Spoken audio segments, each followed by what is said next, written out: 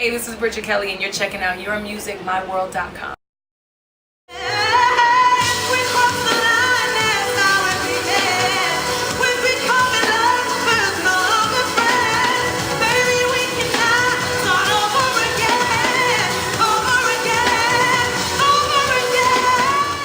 Well, I know that you recently cut your hair and it looks good. Thank you.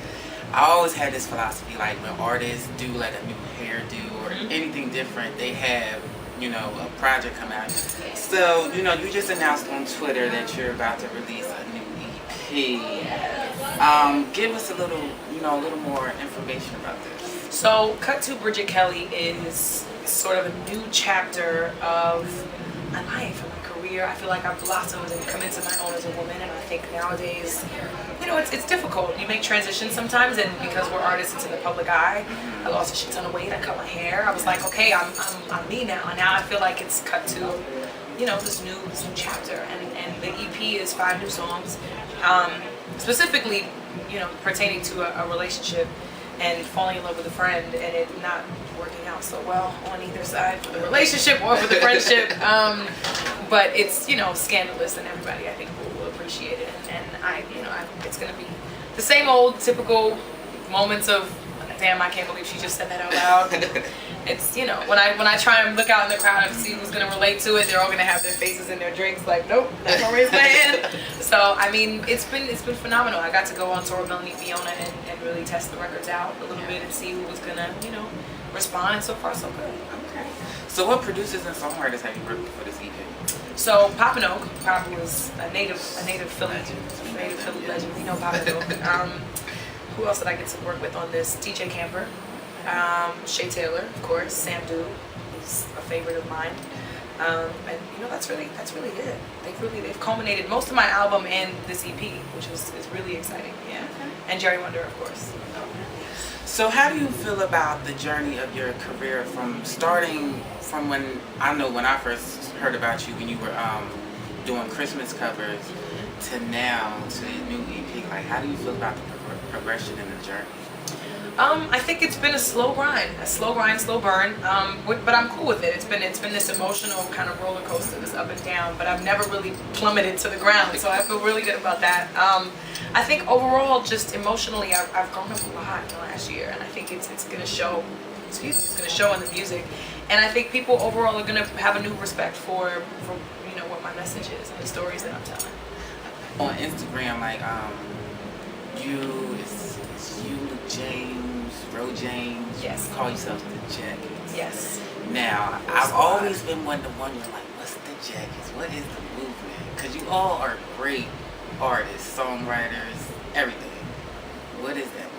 The Jackets. When you think about a jacket, I'm from New York, so our biggest staples are jackets and shoes, because that's what everybody sees. That's the first thing that people see about you. So your jacket is what you put out in the world. It's what you wear. It's your expression. It's your fashion. It's your statement. And I think we're all artists that make statements. We shoot first, ask questions later. It's very aggressive. It's very mysterious. And I think as artists, we're friends, so it kind of made sense for us to have this conglomerate of just cool kids, because we hang out in real life. So why not make it artistic? Yes. I also feel like going back to the hairstyle and everything there. I also feel like this is y'all time. Like y'all not because like a lot of artists, they like to tend to nag at each other, beat with each other. Y'all are like making a movement together. So like I love it. I love it. I'm glad. So we seen on you have conversations with friends to the side, Drew Scott. Yes. Are you guys working together on any projects?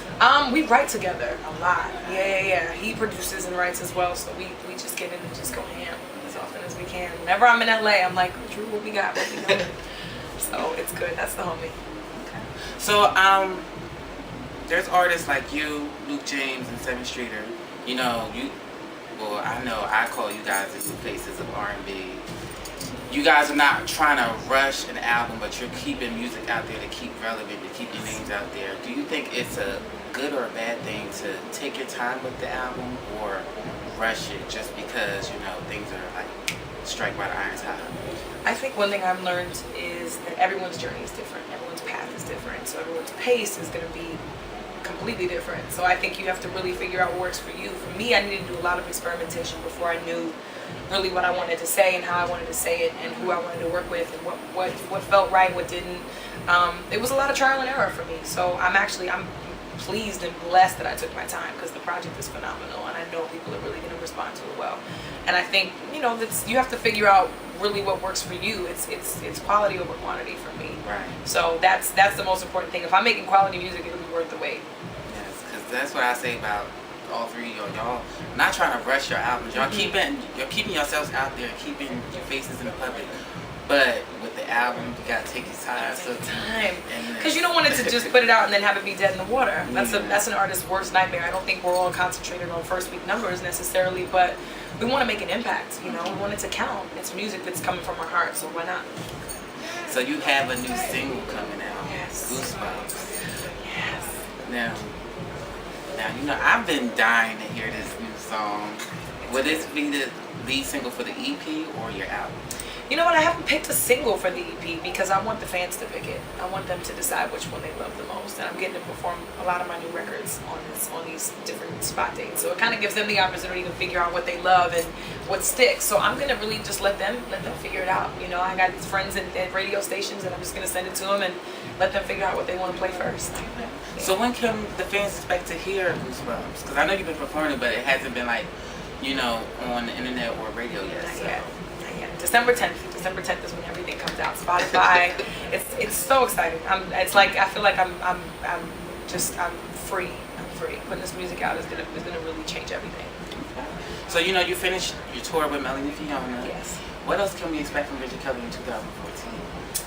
The album. The CP is the last collection of songs before the big shebang. So the album in 2014, a lot more visuals and content, behind the scenes footage. I feel like that's the only thing that's been missing from everything we've been doing. You know, we're on the scene, we're everywhere, but the only thing missing is people getting to see how I interact with my team and what it's like when we travel and just overall a day in the life. It's not always glamorous and fabulous and a lot of fun. Sometimes it's shitty. We have 5 connecting flights and they're in the earliest in the morning, and then sometimes we got to take a red eye and not sleep and, you know, go to the radio station and not shower, and, you know, we're fighting, we're going back and forth on emails. It's a lot of stuff that I'm excited to show the world, for sure. And now the album, is it still going to be called something different? Yes. Okay. Mm-hmm. So, no changes there. No changes there.